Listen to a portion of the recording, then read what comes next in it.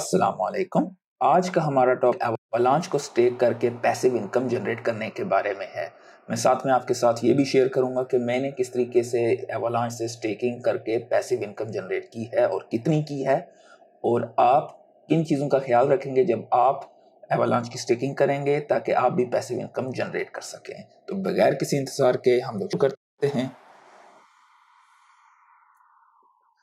ठीक है, सबसे पहले आप ये देख रहे हैं कि ये मैंने एक कोर वॉलेट, ये एवलांच का बेसिकली वॉलेट है। इनका दो वॉलेट है नॉर्मली, एक एवलांच वॉलेट है और अभी कोर वॉलेट काफ़ी इस्तेमाल होता है। इसकी सबसे अच्छी चीज़ ये है कि इसमें आपको डैशबोर्ड मिल जाता है और ये क्या बोलते हैं, इसका यहाँ पर भी आप देख सकते हैं कि ये वॉलेट क्या बोलते हैं, आप पिन भी कर सकते हैं। आई बिलीव इसका मोबाइल वर्जन भी आ चुका है। मैंने पर्सनली यूज़ नहीं किया है, लेकिन I have heard the good comments about it. ठीक है, तो आप ये देख सकते हैं कि पास्ट में मैंने तकरीबन 2 सवा 2 एवलांच यहाँ से स्टेकिंग रिवार्ड की सूरत में हासिल किए हैं। इस वक्त एक्टिवली मेरे 75 एवलांच यहाँ पे कनेक्ट मतलब स्टेक हुए हैं और मेरे एस्टिमेटेड अपकमिंग रिवार्ड्स तकरीबन 5.5 एवलांच के आसपास बनते हैं। अच्छा, इसमें कुछ चीज़ों के बारे में आपको जानना बहुत ज़रूरी है। ये नेटिव स्टेकिंग है, लिक्विड स्टेकिंग नहीं है। लिक्विड स्टेकिंग आप बैंकी पे कर सकते हैं। नेटिव स्टेकिंग में आपका एवलांच जितने टाइम फ्रेम के लिए आप स्टेक करेंगे वो उतने टाइम फ्रेम के लिए इलिक्विड हो जाएगा, और जितने लंबे अरसे के लिए करेंगे उतने ज्यादा आपको रिवार्ड्स मिलेंगे। और मिनिमम आपके पास 25 एवलांच होंगे तो आप डेलीगेट कर सकते हैं किसी वैलिडेटर को, और अगर आपके पास 2000 एवलांच हैं तो आप खुद वैलिडेटर बन सकते हैं अगर आपको हेडेक एक्स्ट्रा चाहिए। नॉर्मली जब आप डेलीगेट करते हैं 25 एवलांच दे के कम से कम, तो वो जो वैलिडेटर होगा वो 2 या 3% आपसे अप्रोक्सीमेटली इतना ही मेजोरिटी ऑफ वैलिडेटर्स चार्ज करते हैं, वो इतना परसेंट आपसे लेंगे।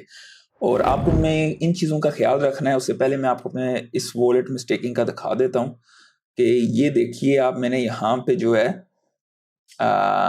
स्टेकिंग पे लगाया था 22 जनवरी को, और ये अगले साल 2025 में 10 जनवरी को ये मैं अनस्टेक कर सकूंगा। उससे पहले ये एहसास मेरे इलिक्विड हैं, तो यानी कि इससे पहले कुछ भी होता है मैं निकाल नहीं सकता। तो ये चीज़ें आपको जाननी ज़रूरी हैं। अगर आप इस तरह का रिस्क नहीं ले सकते हैं तो आप क्या बोलते हैं, लिक्विड स्टेकिंग की तरफ जाइए, वहां पे रिवार्ड्स कम होते हैं। लेकिन मैं पर्सनली प्रीफर करता हूँ नेटिव स्टेकिंग को, अनलेस के वो जो इथेरियम का रीस्टेकिंग का नैरेटिव है जहां पे रिस्क टू रिवार्ड आपको काफी ज्यादा मिलता है आइगन लेयर पे। खैर वो आज का हमारा टॉपिक भी नहीं है। तो ये देख सकते हैं आपके, ये तकरीबन 9.5% अभी तक इसकी प्रोग्रेस हुई है और इसमें रिवार्ड आपको अच्छा खासा मिलता है। लेकिन आपको वैलिडेटर जो चुनना है उसके लिए आपको क्या चीज़ों का ख्याल रखना पड़ेगा वो मैं आपको पहले बता देता हूँ। उसके लिए सबसे पहले आप एवास्कैन पर जाएं।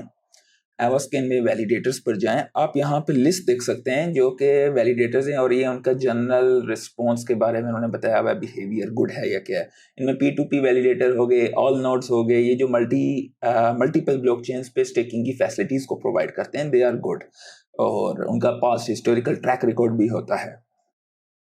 तो एनीवेज, उसके अलावा जैसे कि मैंने आपको पहले बताया है कि नेटिव स्टेकिंग आपकी पी चेन पे होगी।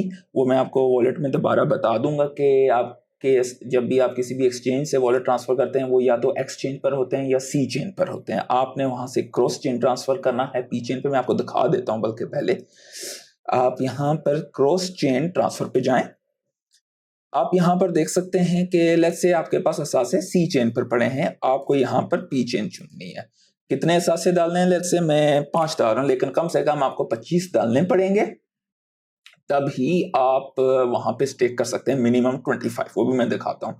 यहाँ पे मेरे पास है ही 2 पड़े हुए, तो ये 5 नहीं कर रहा। लेट्स से एक पे क्लिक करूंगा और कंफर्म ट्रांसफर करूंगा, छोटी सी गैस फीस लेंगे और पी चेन पे ट्रांसफर हो जाएंगे। उसके बाद आप डेलीगेट पे जाएंगे। अगर आप किसी वैलिडेटर को डेलीगेट कर रहे हैं, लेकिन अगर आप खुद वैलिडेटर बनना चाहते हैं तो आप वैलिडेटर पे जाएंगे, लेकिन उसके लिए आपको 2000 कम से कम आपके पास होने चाहिए। ये बता रहा है भाई आपके पास तो है ही 16, 2000 कम से कम होंगे तो आप खुद वैलिडेटर बन सकते हैं। ठीक है, और लोग भी आपको ज्वाइन कर सकते हैं जिनसे आप एक फीस ले सकते हैं।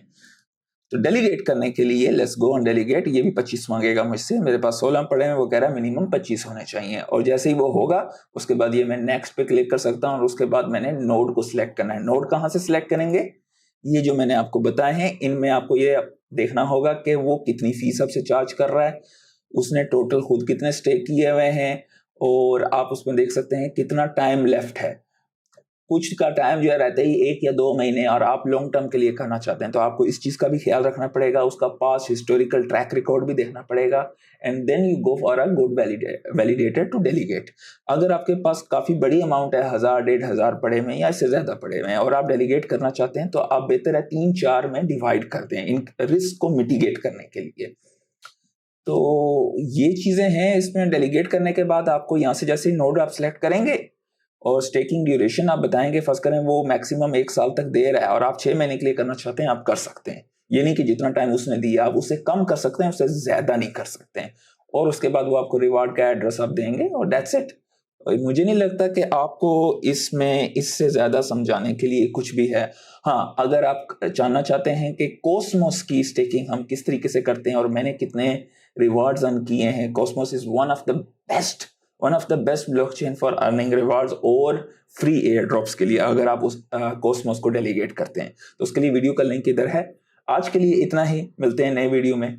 अल्लाह हाफिज।